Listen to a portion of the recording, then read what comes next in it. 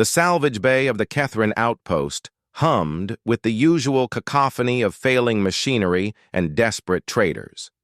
Veteran engineer Thexla Quinn had seen 1,000 species pass through these rusted doors, each one more predictable than the last. But when the human children appeared at her workstation, she felt something she hadn't experienced in decades. Surprise.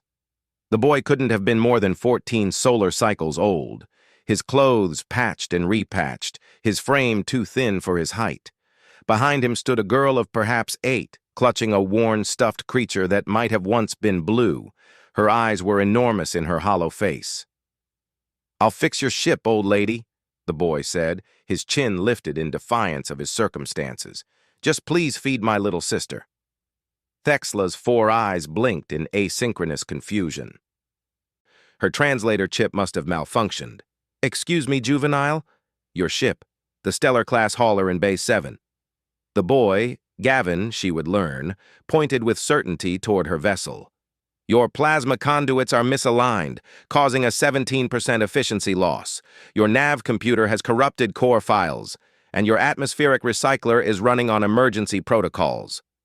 Thexla's mandibles clicked in what passed for laughter among her people.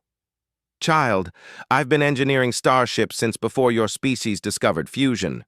What makes you think—" "Because you've been sitting here for 3 days," Gavin interrupted, his voice steady despite his obvious hunger.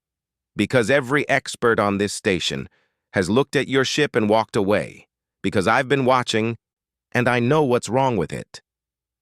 The old engineer's primary eyes narrowed. Humans were known for their audacity, but this was exceptional even by their standards. And what would a human child know about Kethrin engineering? "Everything," Gavin said simply. He shifted his weight, and Thexla noticed how he positioned himself to hide his sister from the harsher lights of the bay. "My parents were salvage operators. They taught me. Before—" He didn't finish the sentence. He didn't need to. The outer colonies were littered with orphans these days, casualties of the war that everyone pretended wasn't happening. Behind him, the little girl, Camilla, swayed slightly. Thexla saw the signs immediately. The child wasn't just hungry, she was starving. "Your analysis," Thexla said, her tone sharp. "The conduits—" Gavin's eyes lit up. "The plasma flow is turbulent because someone replaced your primary coupling with a universal adapter. Wrong molecular composition. It's creating micro-vibrations that cascade through the system. You need to recalibrate the magnetic containment field to compensate, or replace the coupling with a proper Kethrin component." Thexla felt her secondary heart skip. She'd paid an expert 1,000 credits to examine that exact system. He'd told her it was functioning within normal parameters. "The nav computer?" she pressed. "Corrupted by a solar flare probably 6 months ago. Your backup restoration protocols are solid, but you never cleared the cache partition. The corrupted files are being reloaded every time you reboot. Takes 10 minutes to fix if you know where to look." Impossible. This child couldn't possibly. "And the atmospheric recycler?" Thexla asked, though she already knew he was right. "Running on emergency protocols because your monitoring sensor thinks there's a contamination risk. There isn't. The sensor's calibration drifted. You're wasting power and stressing the system for nothing." Silence fell over the salvage bay. Thexla stared at this impossible human child who had diagnosed in minutes what had eluded trained engineers for days. "Come with me," she said finally. She led them to her ship, ignoring Gavin's surprised expression. Once inside, she went directly to her personal quarters and returned with 2 nutrition packs. The good ones, designed for carbon-based life forms. She handed them to Camilla, who looked to her brother before accepting. "Eat," Thexla commanded gently. "Then we discuss terms." While Camilla consumed the meal with desperate restraint, trying not to appear as hungry as she was, Thexla activated her workstation. "Show me," she told Gavin. What followed was a master class in improvised engineering. The boy moved through her ship with the confidence of someone 3 times his age, his hands sure despite their trembling from hunger. He explained as he worked, and Thexla found herself learning techniques she'd never considered. Human engineering wasn't elegant like Catherine design. It was brutal, pragmatic, and devastatingly effective. The plasma coupling couldn't be replaced. The part would take weeks to acquire, but Gavin's recalibration was genius. He compensated for the inferior adapter by adjusting 17 different parameters, creating a stable harmonic that actually improved upon the original design. The nav computer took exactly 9 minutes and 40 seconds to fix. The atmospheric sensor required a replacement that Gavin fashioned from spare parts in Thexla's own storage bay, components she'd dismissed as useless. When he finished, the ship hummed with a contentment it hadn't known in years.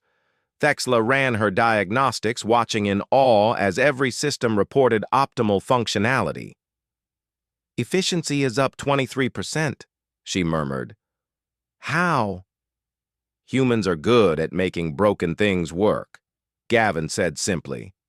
He glanced at his sister, who had fallen asleep curled around her stuffed creature, her belly finally full. "We've had a lot of practice." Thexla's 4 eyes studied the boy. In her long life, she'd learned that the galaxy was full of species who claimed superiority. The Kethrans with their engineering, the Vexel with their mathematics, the Kordath with their philosophy. But standing before her was something she'd heard rumors about, but never truly believed. Human adaptability taken to its extreme. This child had learned alien engineering out of necessity. He'd mastered systems designed by beings with different neural structures, different mathematical frameworks, different physical laws as their foundation. He'd done it because survival demanded it, and he'd done it to save his sister. "What's your fee?" Thexla asked, though she already knew she would pay anything. "Passage," Gavin said immediately. "To the inner colonies, both of us. And, yes? Can Camilla have another meal before we leave?" Thexla's mandibles spread in what humans would recognize as a smile. "Juvenile, you and your sister may eat every meal on my ship until we reach the inner colonies, and then we discuss your apprenticeship." "Apprenticeship? Did you think I would let talent like yours wander the galaxy?"